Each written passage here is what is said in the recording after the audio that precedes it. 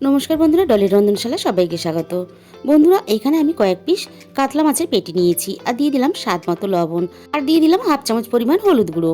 আর বন্ধুরা, তোমরা যারা মাছের পেটি একেবারেই পছন্দ করো না তারা একবার আমার মতন করে এইভাবে রান্না করে খেয়ে দেখো। মাছগুলো আমি রেডি করে নিয়ে এবারে একটা মিক্সিং জারের মধ্যে দিয়ে দিলাম হাফ বাটি পরিমাণ মুসুর ডাল আর দিয়ে দিলাম দুটো শুকনো লঙ্কা। এবার খুব ভালোভাবে আমি গুঁড়ো করে নিয়েছি মুসুর ডালটা। একটা প্লেটের মধ্যে নিয়ে নিয়েছি। এবার মাছগুলোকে এই মুসুর ডালের মধ্যে আমি কোট করে নেব। অপরদিকে কড়াইয়ের মধ্যে আমি গরম তেল বসিয়ে দিয়েছি।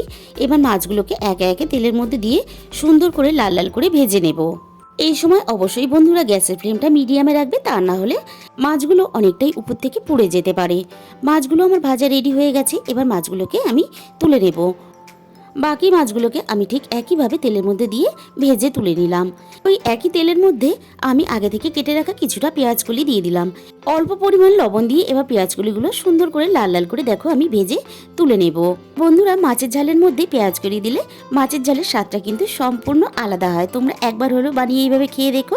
এর মধ্যে আরও কিছুটা আমি সরষের তেল গরম করে নিয়ে দিয়ে দিলাম 1 চামচ পরিমাণ রসুন বাটা।